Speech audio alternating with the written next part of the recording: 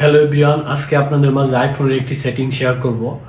ধরেন আপনি একটা ছবি তুলছেন, কিন্তু অনাকাঙ্ক্ষিতভাবে একজন মানুষের ছবি আপনার ছবির পিছনে চলে আসছে। তো উক্ত ছবিটা আপনি কিভাবে রিমুভ করবেন?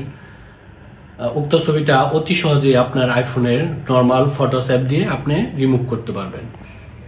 তো এই বিষয়টি আজকে আপনাদের দেখাবো। চলুন স্ক্রিনে যাওয়া যাক।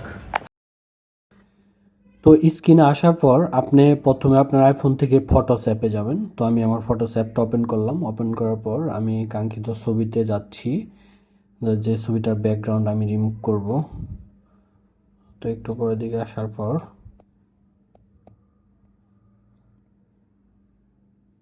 ধরেন আমি এই ছবিটার ফটোর ব্যাকগ্রাউন্ড রিমুভ করব। দেখেন ব্যাকগ্রাউন্ডে একটা ছেলে চলে এসেছে। তো একদম এই যে ডান সাইডে থ্রি ডট একটা মেনু আছে, এখানে একটা ক্লিক করে দেবেন।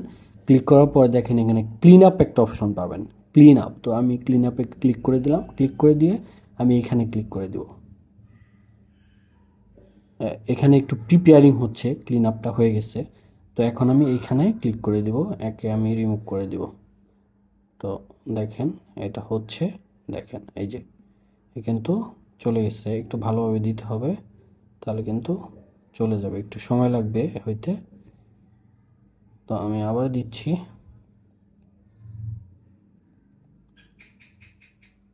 একটু এই দিক থেকেও দিতে হবে। দেখেন এই যে এই সেলটা কিন্তু খুব সহজেই চলে গেছে। তো উক্ত কাজটি করার জন্য অবশ্যই এইখানে ডান দিয়ে দিবেন, আপনার আইওএস ভার্সন 18.1 হইতে হবে। তো থ্যাংক ইউ সবাইকে।